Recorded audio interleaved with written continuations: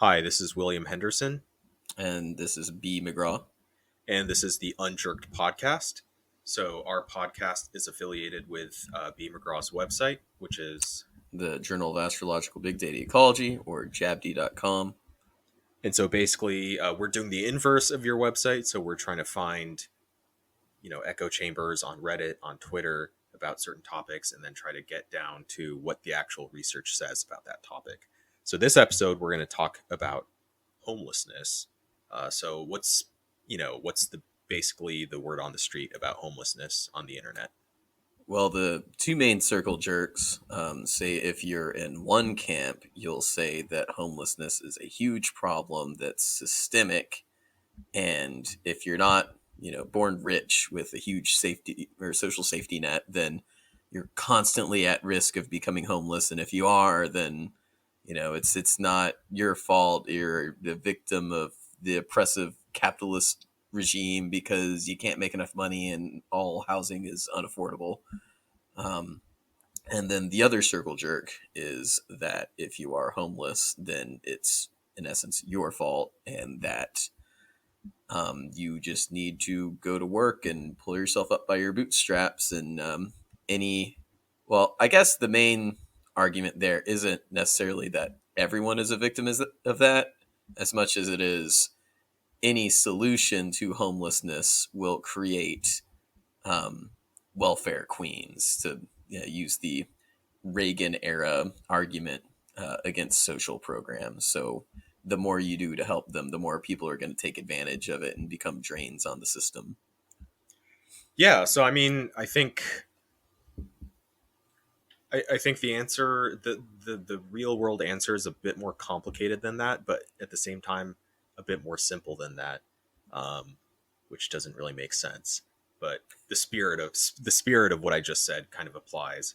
So basically, if you think about homelessness from a global perspective, it's actually relatively difficult to kind of figure out, you know, what it looks like in, one region of the world versus the other. So there's actually no real research I could find that does a systemic look at, country by country, what are the different rates.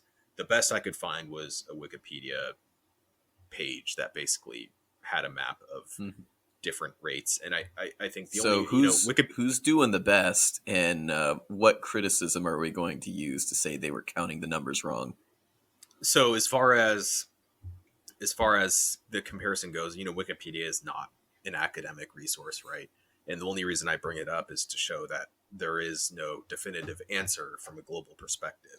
And the reason why is, you know, the definition of homelessness differs quite a bit depending on country, and the amount of data collected differs as well. So if you look at this map, the only obvious theme is that, much of Africa has very high homelessness rates indicated, as well as Afghanistan, Pakistan, etc. The problem with that data is that, this page includes internally displaced people. So yes, if you're living in a refugee camp, it's probably fair to consider yourself homeless. But if you're internally displaced and you find an apartment, I don't know if that would really be considered homeless as far as most people are concerned. So the Yeah, data, I would not. yeah. So the data, and then another issue is that, if you are, if for example, if you're couch surfing, are you homeless? Like let's say your friend lets you stay on their couch because, you were evicted or something. So you spend a couple months, couch surfing. Would that be considered homeless? Um, in some countries, that would be considered homeless. In other countries, the definition is basically like you're not homeless unless you're on the street and or slash living in a homeless shelter. So definitions vary, and so if you're looking at a global perspective, it's actually quite difficult to kind of figure the numbers out. So it's a little easier if you like pick two countries, or if you say like let's look at this country and see, what the rates are between those two. But if you're looking at a bigger level perspective, it's actually quite difficult. So that's kind of the global perspective. There's no obvious trends. There's no like, hey, you know this region has very high rates, this region has very low rates, or like, hey, within this region, it seems like this type of country is more likely to have this type of rate. It's actually not a very easy thing to kind of discern um, at the top level. So I thought that was interesting because I would have expected, more definitive information, I guess. Yeah. If Russia's green, is that because people in the gulag are not homeless? Well, they have roofs over their heads and they get to read a lot of good literature about you know, about communist theory or whatever. So, they get books, fun stuff. Oh, good stuff. They, Anyways, they get to yeah. make railroads. I don't know what they do these days. So if you're looking at the United States, there's actually a relatively interesting history of homelessness. So there's a short kind of appendix from the National Library of Medicine at the NIH that kind of discusses the history of homelessness in the US. So basically, it first started being discussed as a social issue in the mid to late 1800s. So roughly the post Civil War era is when people started talking about it. And at the time, it wasn't really an issue of unhoused people. And that's another aside is there's some debate saying that we should use the term unhoused now instead of homeless because it's more politically correct, but I'm just going to use the word homeless since that's what most people use. So that's an aside. But anyways, back to what I was talking about. Um, in the 19th century, homelessness was really about unemployed young men moving from city to city, riding the rails, looking for work to do. So at first they were called tramps, and then later they were called hobos. And it was basically about these sort of migrant workers who couldn't find jobs. And so they had to kind of move from place to place looking for stuff to do. A lot of times they would actually not sleep on the street. They would actually sleep in boarding houses. So you had these buildings that were kind of like barracks almost, where they had a bunch of cots and people would sleep in those. Um, so that was kind of what homelessness was at the time, was people who were kind of at the very bottom of the workforce, who were kind of desperately trying to find work. Um, this But they could started at least find a place to sleep at night. generally speaking. Yeah, generally speaking. And actually, this is also sort of a weird tangent, but I was kind of reading about um, Jack the Ripper, the serial killer who killed all those women in 19th century England. And I was reading about the different victims, and they were actually, you know, they were all alcoholics, but they actually, many of them spent their nights in these boarding houses. So they would basically, you know, pay night by night, pay for a bed, and basically spend the night, in that boarding house. Um, so that was kind of how things were. And then things started to shift pretty seriously in the 1980s, where you saw a bigger pattern of people who were literally unsheltered, who, instead of being these migrant workers, you more and more had people who stayed in one city and who literally were sleeping on the streets. In the These people, 80s? I would say you started seeing it more and more in the 1980s. Huh. That's when it really started growing. And it was for When a I mix was of doing my reasons. circle jerk research, a lot of the arguments were that it was all from Reagan and his policies in the 80s. Well, I think so. The deinstitutionalization of mentally ill people that did happen in the 1980s, I think. I'm not sure to what degree, because people always said like Reagan did that. I'm gonna be honest, I didn't actually research that. I didn't actually look into like was he actually the one who pushed for that, or was that That is something that is the else? thing that I saw, that he was the one that deregulated the mental institutions, and I think it was something along the lines of you cannot institutionalize someone without their consent. Yeah, so I'm I have to admit, like I'm not a complete expert on how the process went. It did happen though. There was also Hmm. a big civil rights movement, not civil rights, but there was like a sort of a so-called patients' rights movement that essentially said, I mean, a lot of asylums were horrific places, Yeah. especially in like the 1800s, early 1900s. A lot of places they would just like chain people, you know, next to radiators, or like use insulin injections when that was not appropriate, and it was not a great place. I'm not saying all of those places were like that, but there was quite a bit of just overall abuse that happened at asylums. The flip side is like, if people are sufficiently mentally ill, like they can't take care of themselves. Like No. if someone's psychotic and going through a schizophrenic episode, like someone like that doesn't have the capacity to really make intelligent decisions. So, you know, a lot of deinstitutionalization happened. I would also say that there's, housing in general is becoming less and less affordable. So that sort of growth in unaffordability of housing, I think, also kind of accompanied this increase in unsheltered um, Is that when homelessness. housing prices really started to increase? Was the 80s? So for most of U.S. history, housing prices actually have not outpaced inflation. So inflation overall is like, usually I think the target is try to get it to be like 3% or something like that. And for most of American history, house prices grew at 3%. So, if you account for inflation, there's basically no change in price. It's not until the past couple decades where that's really changed. Um, so that is a thing. I mean, housing is definitely less affordable compared to historic rates. And there's actually research. There's another paper I found at the NIH, or at least it's housed on the NIH website, that talks about how, like, in many ways the homeless right now are worse off than they were in the 1950s. So, you know, it says, okay, so here's a quote from this paper. It says the current homeless population compared with the homeless of the 1950s and 60s is poorer, in worse health, and less likely to be living indoors. So it's not an exaggeration to say this is a problem that's much worse than it used to be. Um, as far as the demographics of like who is homeless in the U.S., not a lot of surprises.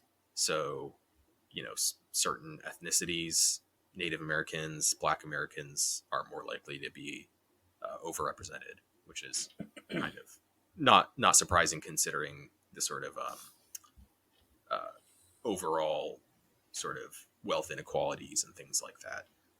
60% male, that's also not super surprising just based off my own observations. And then if you don't have a high school or GED degree, I mean, a GED certificate, you're 346% more likely to be homeless.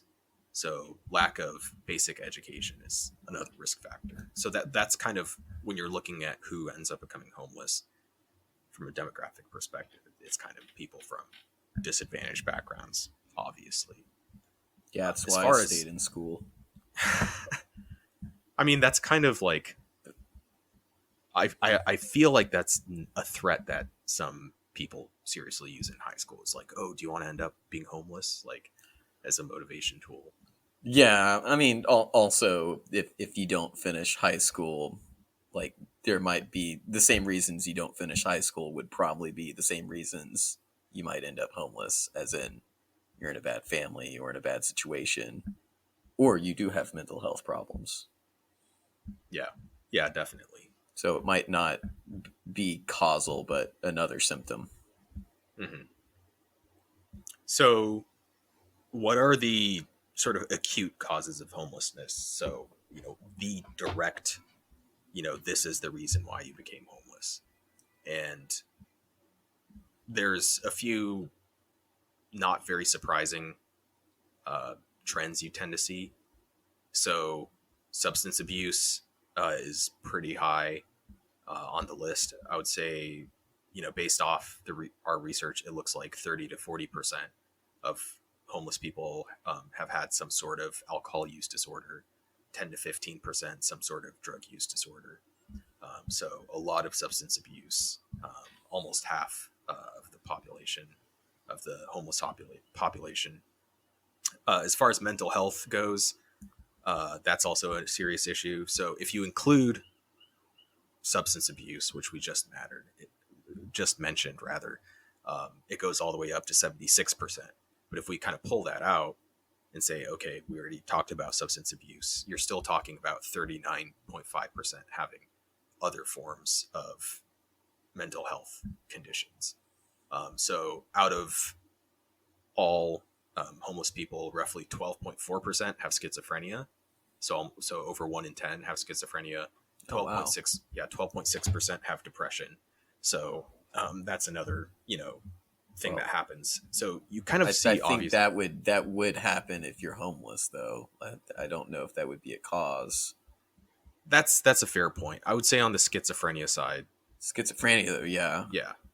Yeah, but I think the trend you see is like these are conditions that affect your functioning on a day-to-day basis. Did you see any stats for because it's kind of hard to see the breakdown because obviously substance abuse and mental health here would probably have some significant overlap. What percentage of people end up homeless that don't have any substance abuse or mental health issues?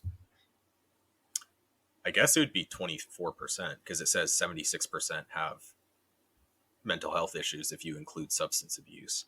That's that. Okay. Yeah, so about a quarter don't have either of those issues. Huh. One thing I was just kind of talking about this, but like there are mental health issues that probably would not lead to homelessness, like a lot of personality disorders, like if you're narcissistic or you're psychopathic or something.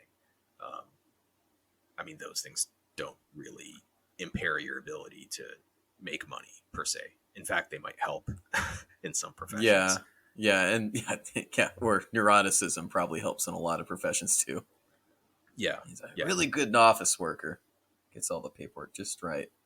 And and for a lot of these stats, it's hard to trust what's going to be causal versus they just are correlated. Yeah, and then another thing that for especially for homeless people who are women, domestic abuse is another huge thing where you're in a, let's say your partner is the one making the money, but it's an extremely abusive environment. You might be desperate enough to just, leave and just live on the streets somewhere. So that's another thing. And then 46% of people cited long-term unemployment as an immediate cause.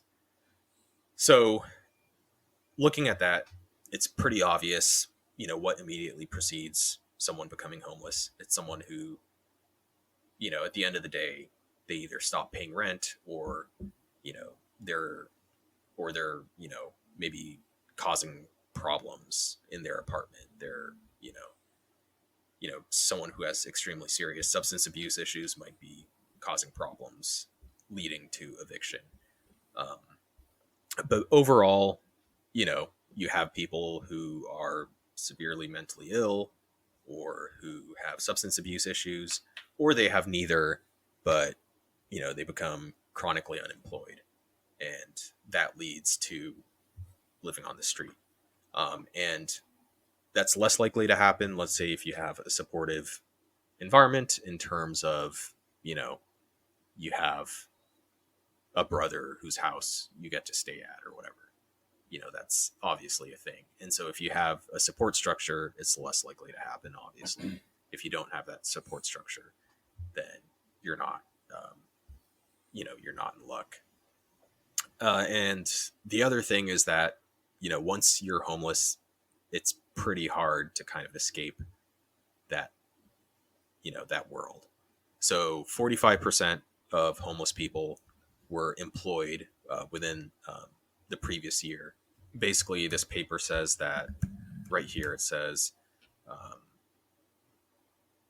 About 39.4% of sheltered homeless adults 18 to 64 reported having worked in the past year.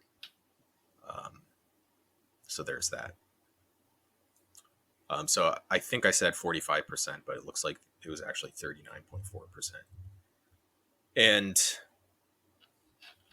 a lot of people who are who might even be working but won't be making enough money to pay rent. So, if rent's sufficiently high, they might not be able to, continue, or might not be able to escape homelessness. Another issue is, homelessness exacerbates bad health outcomes. So that can lead to, difficulty being productive with work. Also, a lot of employers might not want to hire someone who's homeless. It's harder to have a professional appearance. It's harder to kind of, keep yourself groomed. Even things like getting a driver's license. If someone asks what your address is, you don't have an address. Um, so a lot of those basic things are kind of hard to do.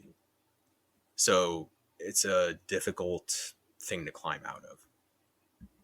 So that's the immediate cause. But I think an important thing to mention here is that those issues we mentioned are not, they're human issues that happen in all societies. Substance abuse happens in all societies, in all regions, maybe in some areas more than others. Um, Same with mental health issues; those happen everywhere. It's a health issue. So why is it that certain areas have much higher rates of homelessness than others? And so there's a sort of bigger cause of homelessness.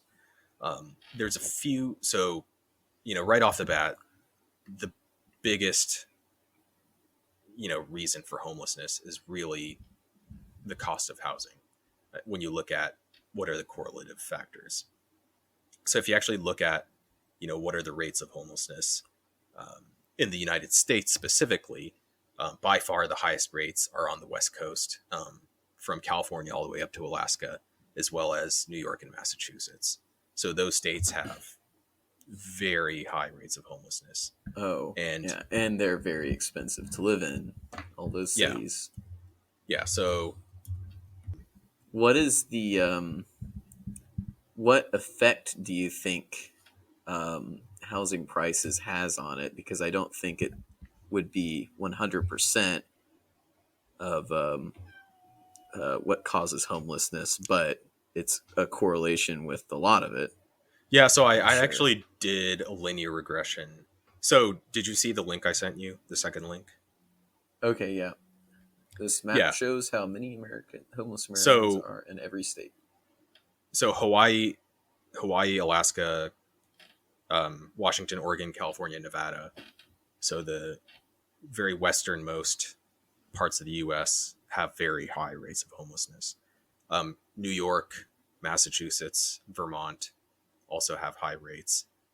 And then much of the interior has somewhat low rates. The Mountain West has moderate rates of homelessness, but the Deep South actually has very, very low rates. Huh. And much of the Midwest has very low rates as well.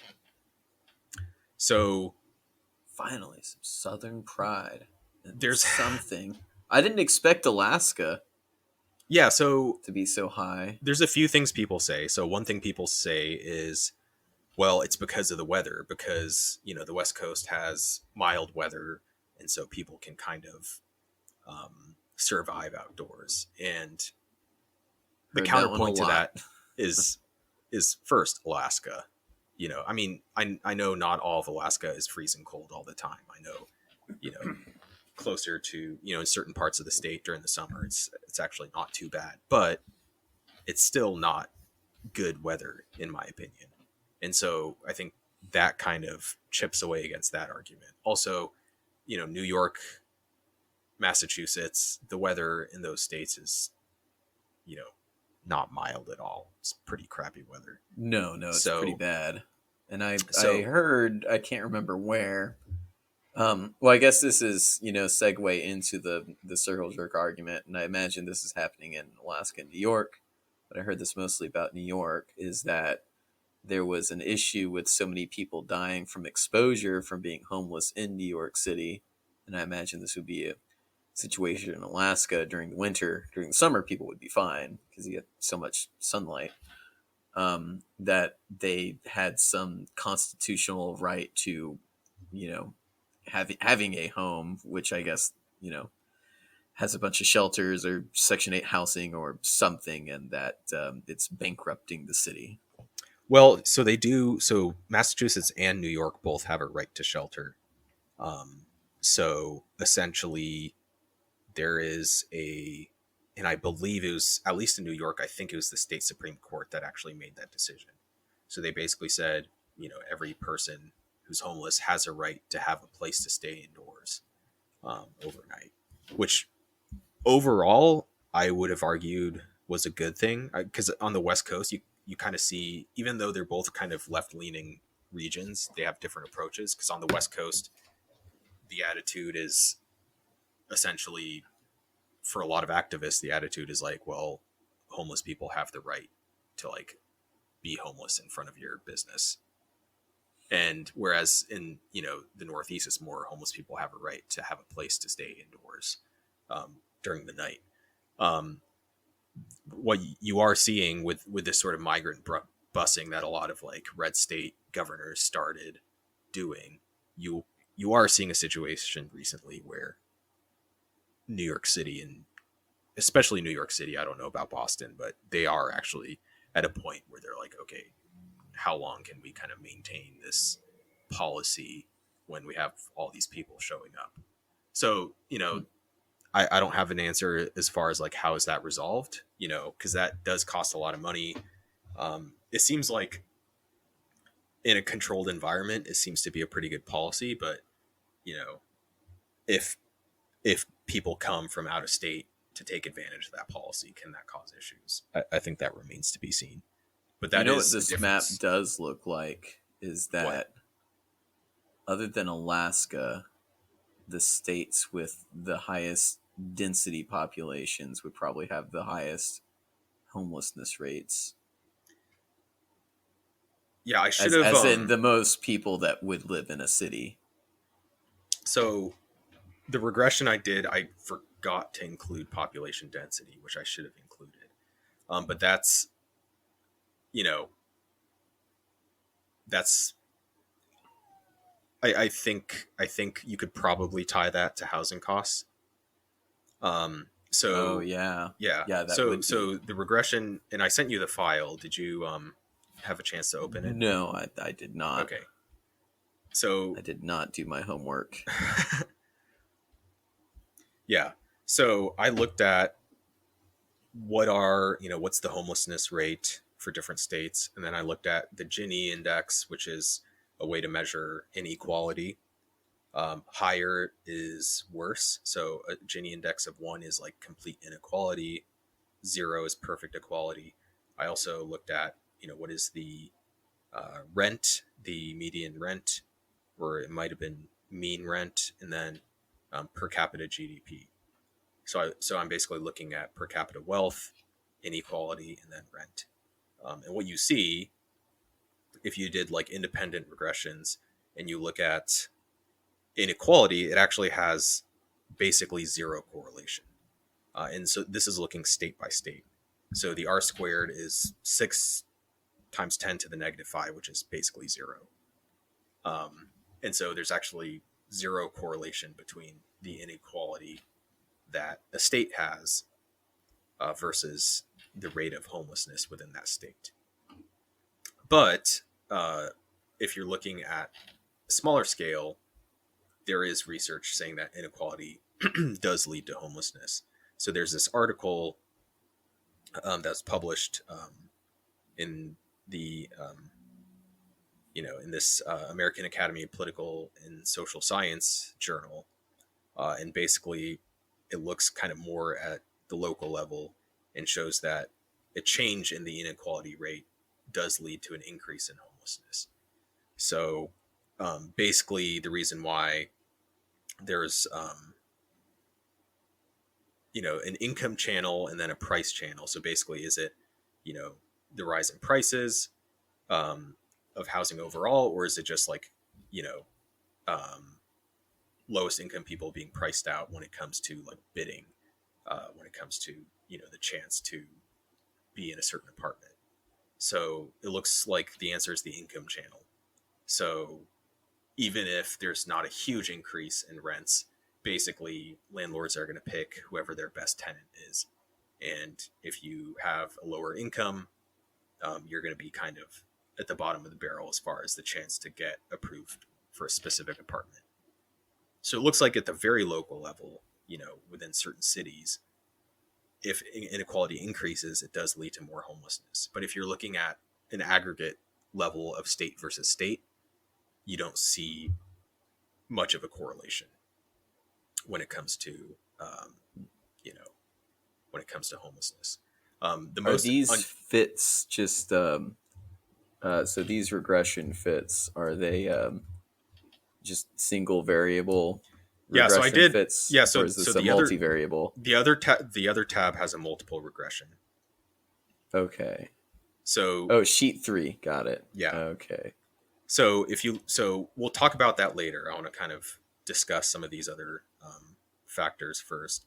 But if you look at inequality in the U.S., the highest, and I'll send you a link to this page right here so you can see a map. But basically, inequality is the highest in New York and Connecticut. And then it's actually quite high in Louisiana and Alabama. And then it's very low in sort of the upper mountain states, Idaho, Utah, Wyoming, etc. So if inequality at a state level led to homelessness, then Louisiana and Alabama would have very high rates, but they actually have very low rates. So it seems like inequality explains part of the problem, but not as much as you would expect. And then when you look at per capita GDP, there's not a huge correlation. So per capita GDP by state, if you look at, um, you know, if you look at, you know, where per capita GDP is highest, it tends to be highest again in the Northeast as well as California and Washington. So on the surface, you know, it seems like that kind of correlates with high homelessness rates. But if you actually look at, you know, some other states that have high, you know, GDP per capita, like Connecticut, it's actually less so. And so when you look at what this linear regression says, per capita GDP has some correlation. So it's about 13.37%. So actually higher per capita GDPs slightly correlates with higher homelessness, which kind of makes sense because, you know, the higher the per capita GDP is, you know, housing probably costs more. Yep. But that kind of shows that, you know, there's something there. But the most obvious cause is what is the median rent. And so when you run that regression, single variable, the R squared value is almost 33%. So it's quite a bit higher than the other explanations. And then if you do multiple linear regression between these three variables, after you normalize them, you see, you know, the coefficient for rent is 0.676.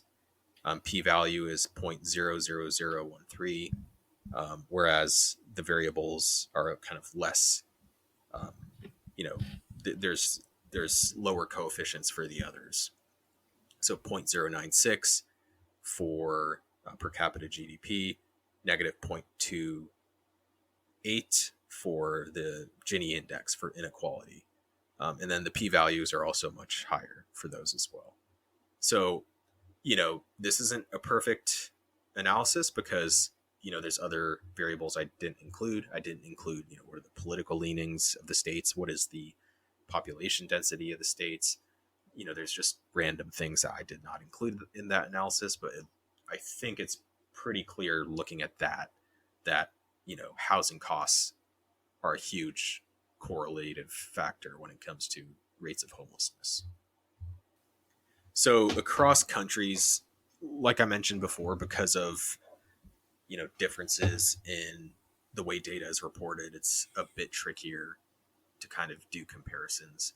There are like, it is easier to say like, hey, let's look at, what Iceland does and talk about their, perspective or whatever. But, as far as studies that say like, hey, let's look at these 15 countries, it's a little, there's a little less of that happening.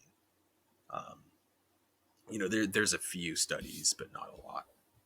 Well, just looking at the list internationally, there is one type of country that seems to have a 100% success rate, and that's a Catholic theocracy. I guess that's what we need to become, is just, Yeah, you know, Vatican's doing great. yeah, I guess we should become a one planet theocracy then. So housing costs, that's an entire episode right there, is like, why is housing so expensive? I think we mentioned that last time. Yeah. And we're eventually going to do an episode on that. We're just building up anticipation. Yeah. But I think the simple answer is we're just not building enough housing units. It's as simple as that. There's just, you know, One housing argument that I did see in my circle jerk research was that there is not as much SRO housing or single resident occupancy housing. Yeah. So one problem is that there's just a lot less variety in housing styles than there could be, especially when you look at historically speaking. Historically speaking, because like these days, the gold standard is a detached single family house, and a big one at that, giant McMansion. And then, you know, if you live in the city, you might be living in an apartment complex, but most places, large detached houses. And there's actually quite a number of different housing styles that maybe if you're in your 40s and you have a large family, it sounds awful. But if your alternative is being homeless, some of these other housing styles might not be too bad. So, No, there's there's obviously like, hey, build more apartments, have more of that. But there's also, like you mentioned, what was the thing you mentioned? single resident occupancy housing, or Yeah, SRO housing. yeah. So I Which I believe guess SRO. is like super cheap, basically the old style equivalent of a sleep tube. So, so I think SROs. I think that's where like it's like a hotel, except you don't have your own bathroom and things like that. So Mm-hmm. it's almost like a dorm style housing where Yep. you have a single bed dorm, but the shower and the bathroom and stuff is all kind of in one location for kind of a shared um, shared bathroom and shower place. So that's something that there's I went to a YMCA a few months ago where that was kind of the way it was designed. And then if you get a little lower, I guess, down the sort of or I guess a little more on the affordable side, you'll have a hostel style housing situation where you'll have rooms with like 10 beds, and people share those 10, share that room, and then there's a bathroom shower place as well.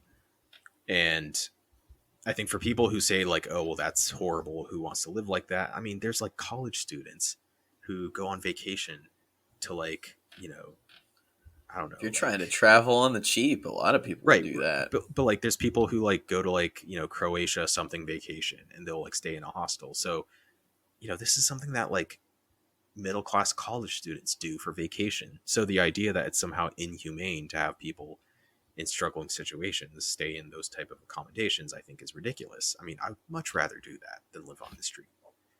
Oh, yeah. And then the most, Are those styles of housing profitable? I mean, hostels are for sure. How But profitable are hostels?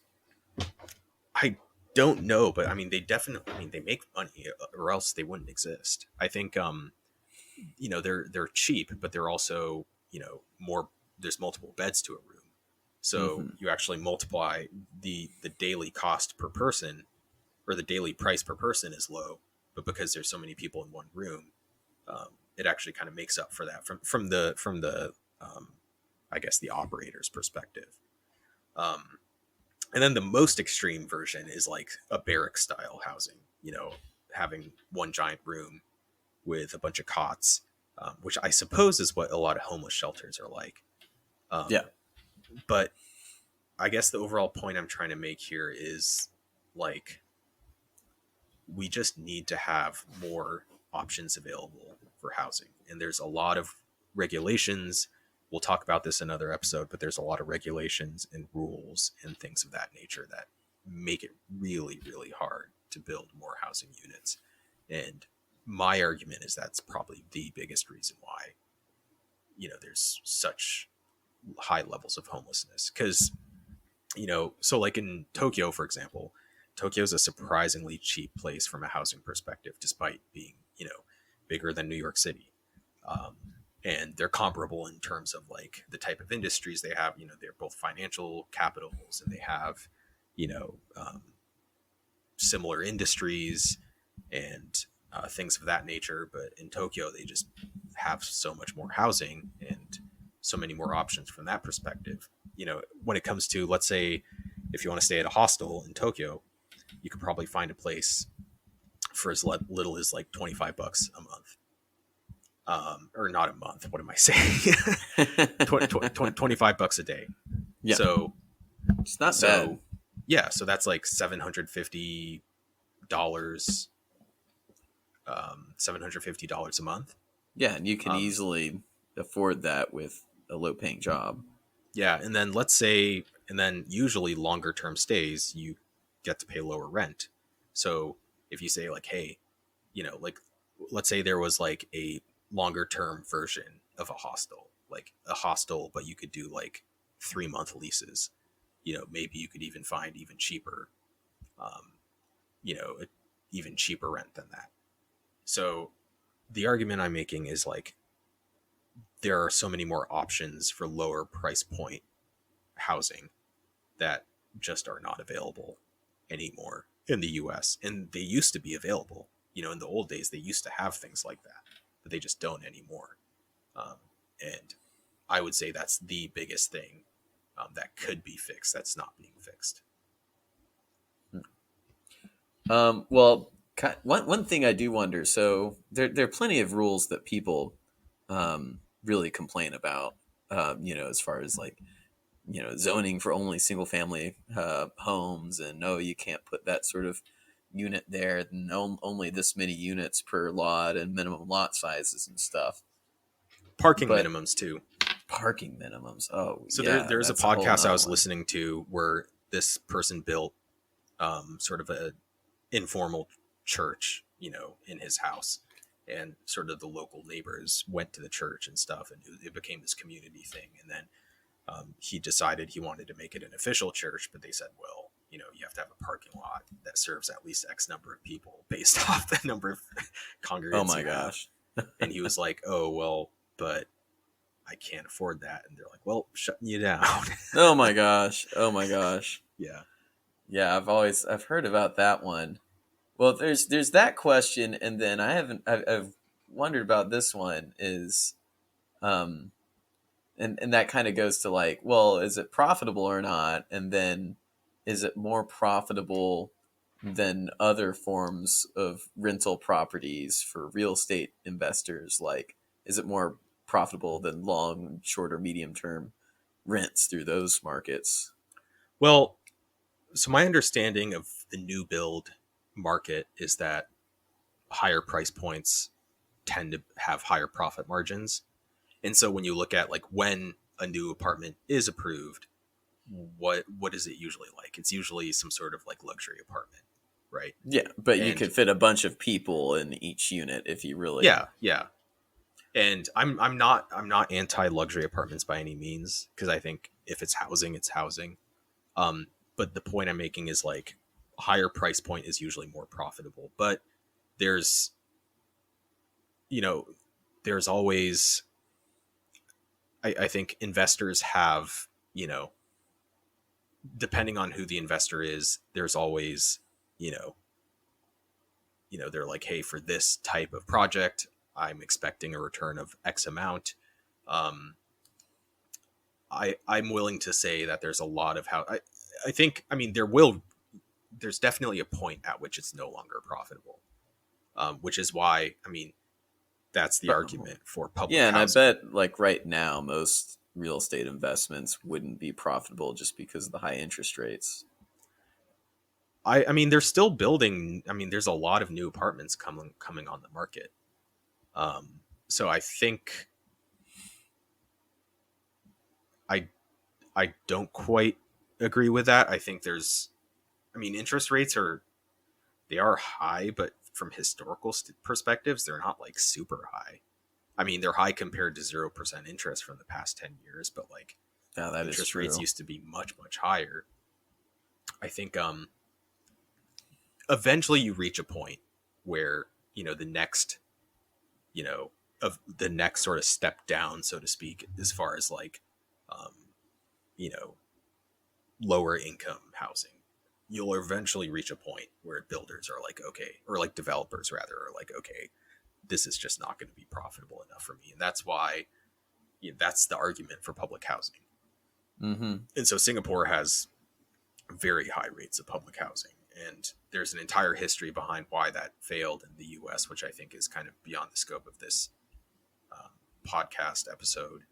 Yeah, In, because I so in, know it's been tried, and then it failed. Well, the famous example is the Pruitt-Igoe buildings, where yeah. public So housing failed. what I think, a quick kind of look at the issues that happened in the US, I think one is not a lot of actual resources were allocated to operating costs for these different places, because it's not enough to just have the capital expenditure of building the place. You have to maintain it, Mm-hmm. year after year, and that didn't happen a lot of times. And then also, like, a lot of times housing was built that was basically, segregated from, you know other parts of the community. You'd have like all the poor people live in this one area.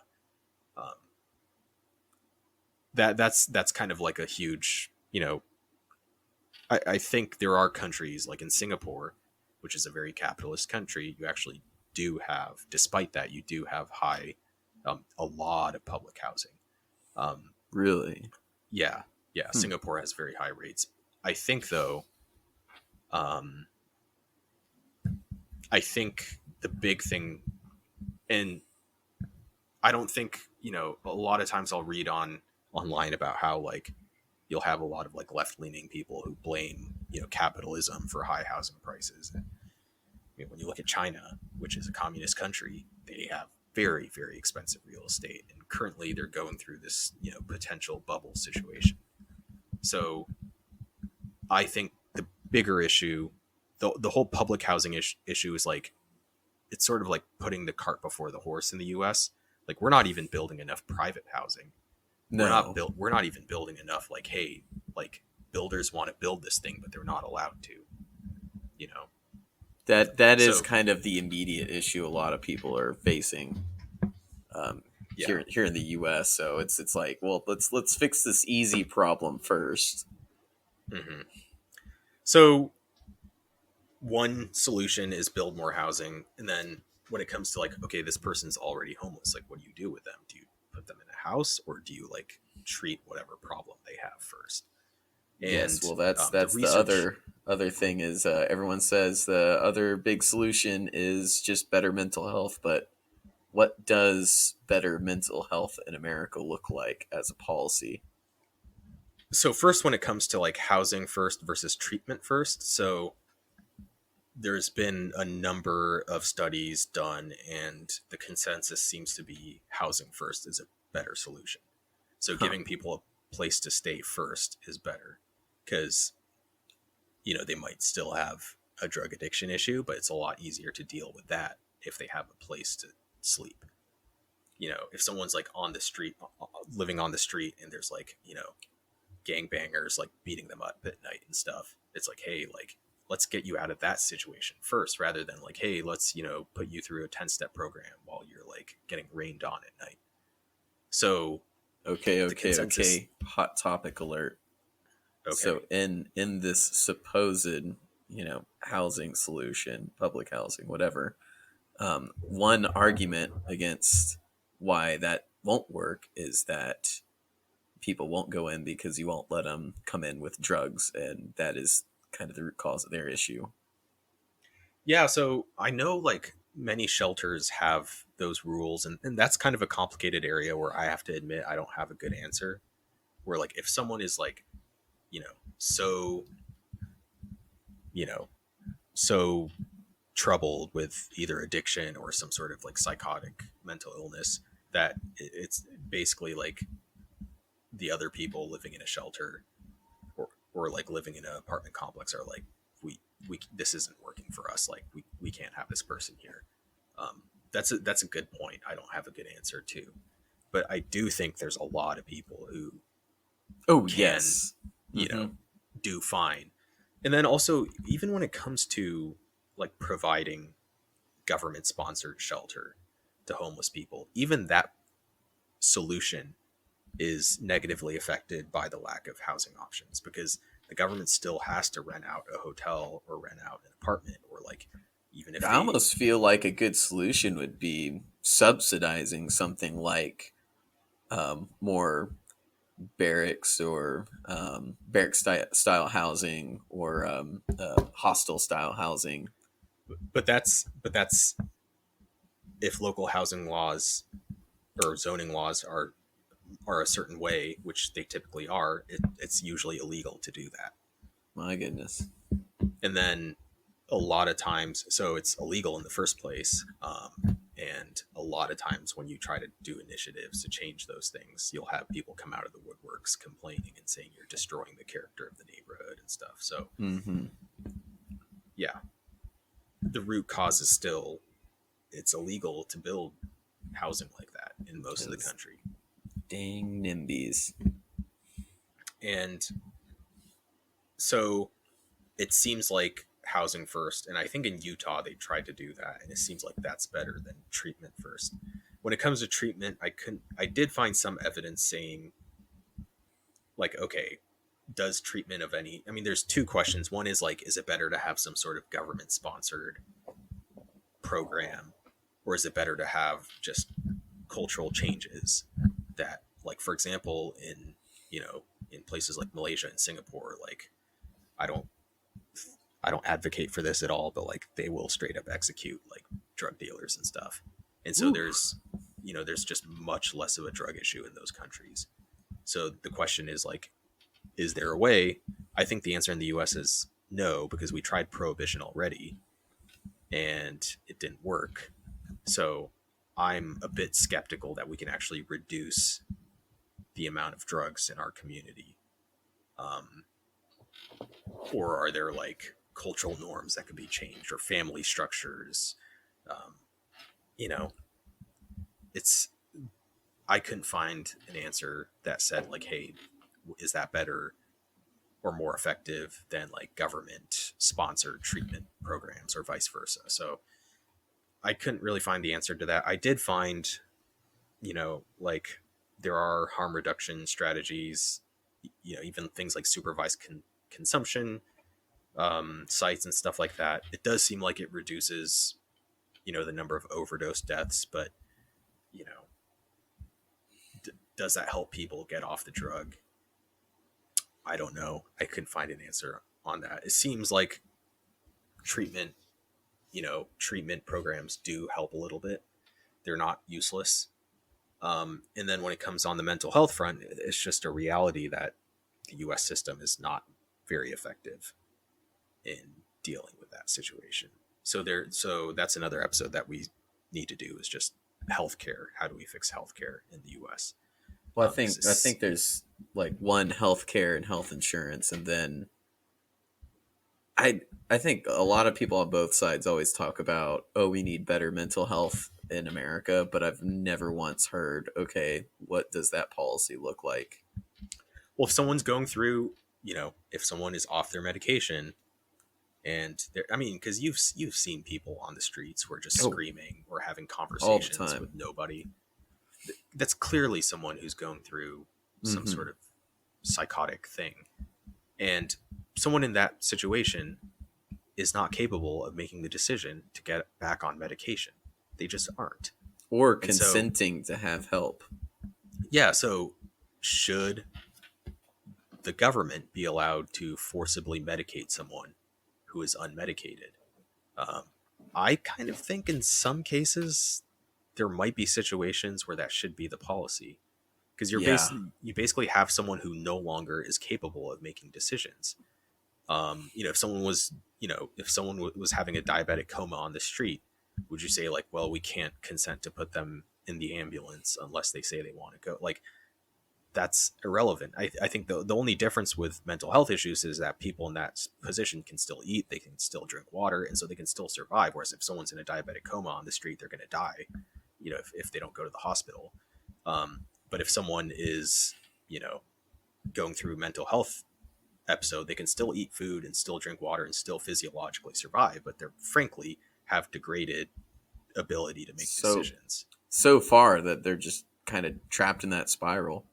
Yeah. So that's a situation where I part of me is like, man, I really wonder if like you should be allowed to forcibly medicate someone like that. You know? I don't Um know. I feel like there's a right way of making that policy that wouldn't be super unpopular. But at a surface level, I don't think a lot of people would like the idea that the government or an institution would ever be able to forcibly medicate anybody like but that. like let's say Very you were on a 1984. let's say you were schizophrenic and you were on antipsychotics and you like stopped taking your medication for a week, maybe because like you know for whatever reason, like you know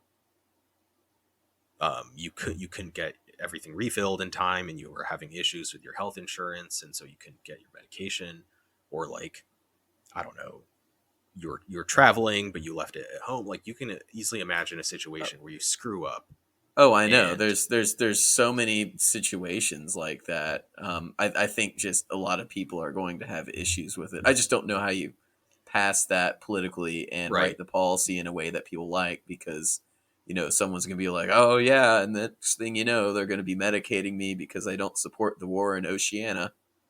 Right. But like, let's say there's someone who's like, I want to take medication for my treatment, but then they don't do it for a week because of external factors I mentioned. And then at that stage, they're no longer capable of making that decision. So they're just going to be living on the street for the rest of their life just because of one Yeah, week. I yeah, think that's kind of crazy. it is. No, there's a right way to do it. I just don't know how. I Yeah. mean, it's kind of obvious. It's just you have to figure out the right way of writing the policy and the right way of selling it to people. Yeah. So that kind of summarizes the issue. There's a few additional things. Like, one thing I keep reading is like, especially people in California, they're just like, oh, well, people are busing in, the homeless from like these other states. And that's why we have so many people here, is because they're from other places. Um, but there's this study done basically in California. And essentially, they're kind of polling to see like where these people were from. 90% of the people were from the state. 90% of them were from California. Hmm. And then, um, on top of that, 75% of the people were last housed, the last time they had a place to stay was in the same county where they were homeless. Hmm. So Well, at that least beats in one argument. so at least in California, and I'm assuming this applies to other like Washington, Oregon as well, but at least in California, like, most of the people who are homeless are from California. This conspiracy theory that like, oh no, they're all from Texas and like, Georgia, and like, They're that's busting not them the in. case. That's I mean, there's the 10% of them are from out of state, so it seems like there's some people who, you know they maybe they were bussed in, or maybe they came in for other reasons before they became homeless. But like, the idea that like all of these people were bussed in by like, red state governors, that's just not what the research shows. um it's a local problem. The reason in California there's a lot of homeless people, that's a California problem. That's not a problem that's imported from other places. you know I thought that was important to mention because I've heard that a number of times from different There's a people. whole South Park episode about that. Yeah. Well, I didn't see that episode, so. Oh yeah, it's like they all come into South Park and they're like, there's home. I think someone gives someone $1 on the street because they felt bad, and then the next thing they know, it's just like they're giving us money here. Everyone go to South Park, and the only solution they found in the episode was to bus them all to California. Yeah. And then another thing I want to mention is, so for people, I think some people, their last argument, you mention all these different factors, and they're like, well, I still don't care. I still say, like, screw them. It's their fault. Um, what I want to mention is that there are a number of studies done that showed it is cheaper for taxpayers to house homeless people than to keep them on the streets. Like, it costs more taxpayer money for them to be on the streets. What money are we spending on homeless people otherwise? Well, two big things. One is emergency room visits.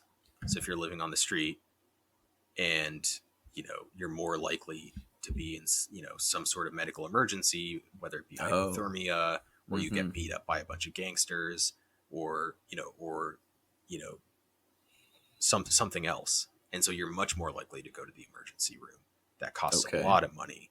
And then the other is just policing. If you're Mm. causing disturbances, you're you know hanging out somewhere and people are calling the cops on you and stuff like that. That also costs resources as well.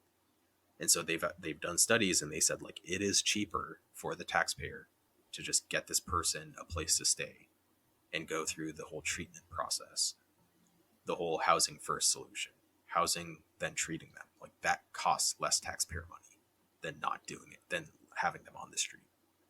So from a purely selfish perspective, it's still in your best interest to help solve this problem, basically. Yeah, well, take that, radical left and radical right. Yeah. So, is there anything else that comes to mind? Ooh, I think we hit it all. There were a lot of, well, I think we already mentioned a lot of people blame Reagan and his policies, but you said you weren't up to date on that as far as pointing blame. I find that kind of unproductive, like pointing blame in the past. Like it's the past. It's more about where we go from here. Um, we didn't talk about entry level jobs. What Um, about entry level jobs? so a lot of people stay homeless because they can't find work. A lot that will match their income, Hmm. and sometimes that might be because they don't have any skills or they don't even have a GED, high school degree. Um, is this a result of not enough um, entry level jobs that can sustain a living wage? I think I think I think you're kind. I think the issue with looking at the wage primarily is that it's kind of confusing cause and effect. So, the minimum wage is quite low, and a big reason why is, it's. I mean, our minimum wage is not keeping up with inflation. Um, but I think the biggest, housing, certain things like housing, um, education, healthcare have far outpaced inflation as far as costs go. And a big reason why is because there's just a restricted supply of those things. So, for example, like, let's say every single house in the country gets destroyed in a giant tornado except for one. So there's one house in America, and the house costs $1 billion a month to rent. And would it make sense to say, like, hey, we need to increase the minimum wage to like $500 million per month, or actually it would have to be more than that. we would have to increase the minimum wage to $2 billion a month so that people can afford their rent. It's like, okay, so now everyone's making $2 billion a month. There's still only one house. Now the rent is like, quadrillion dollars, whatever. Like, What is the name so of that argument where you just like slide the parameters to the extremes to see if it still makes sense?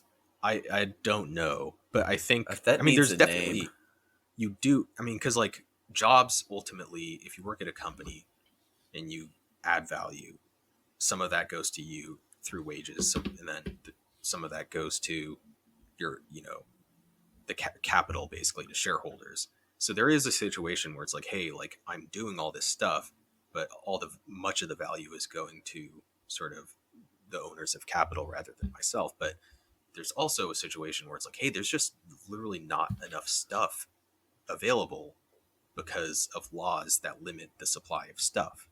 So like, if there's not enough housing, I think just increasing minimum wage doesn't solve that problem, in my opinion. Like the problem is like we don't have enough housing. So I think that's really what the bigger problem is. I buy that. Yeah. Hmm. All right. Well, that's it. So we'll see you guys next episode.